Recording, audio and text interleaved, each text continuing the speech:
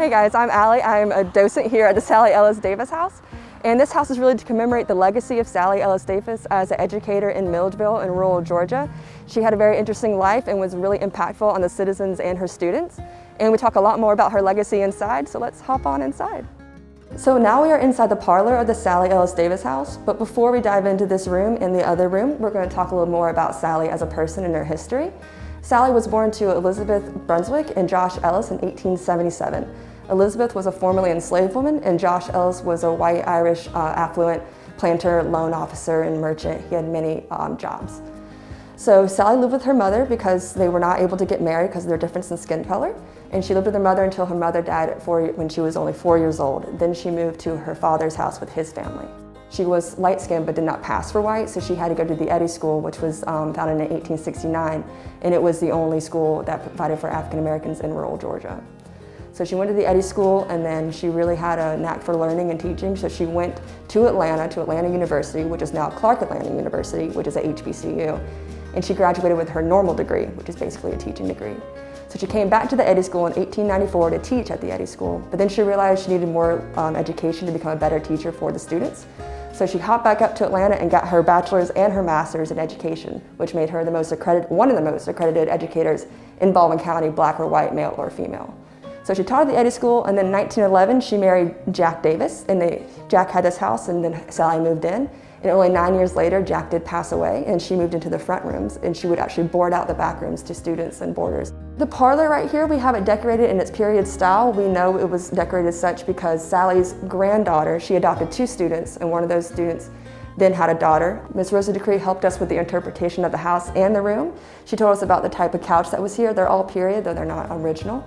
The few original pieces we do have are the little cute figurine doggies that we have on the mantelpiece, and the cup and the ashtrays right here. And we also have this radio right over here, and that's because Sallie was an avid listener to the radio and of Joe Louis, the Brown Bomber, a prominent boxer back in her day. And so she would sit by and listen to it, and maybe other members of the community could come and gather and listen to different shows on the radio or their favorite boxing matches. So here we are in the other front room of the house. This actually would have been Sallie's bedroom after her husband passed away in 1920.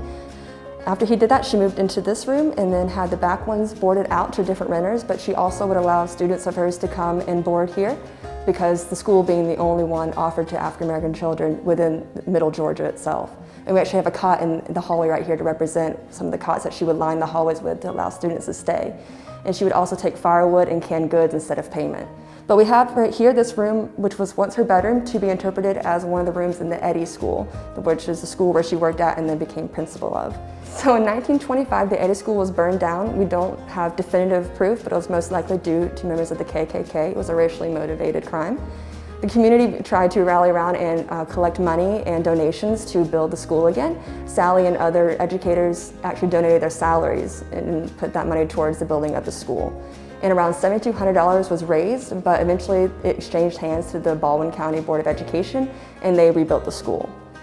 But also again, in 1947, the school was burned down again, probably once again due to a racially motivated crime. And 150,000 bricks were donated by the community in order to rebuild the school, but then those were stolen. And after that happened, Sallie Ellis decided she was going to retire, and unfortunately she passed away only 3 years later of breast cancer. Some original pieces include this bookshelf we actually have right over here to my right, and also the cup that is on Sallie's desk. And we also have some reprints of attendance sheets of the Eddy School copied onto the desk as well. So after Sallie's death in 1950, the house stayed with the family. In 1987, it was purchased by the University System of Georgia. And then in 2008, the Georgia Trust for Historic Preservation put the property on its annual list of places in peril. So the Sallie Ellis Foundation, along with the Georgia College Foundation, came together and restored the house to its 1920 appearance, what we see today. And now it is the Sallie Ellis Davis Museum. So please come by and visit us at the Sallie Ellis Davis House. Our back to rooms, the exhibits do change often, so you can learn different information based on when you're coming in. And please follow us on Facebook and Instagram.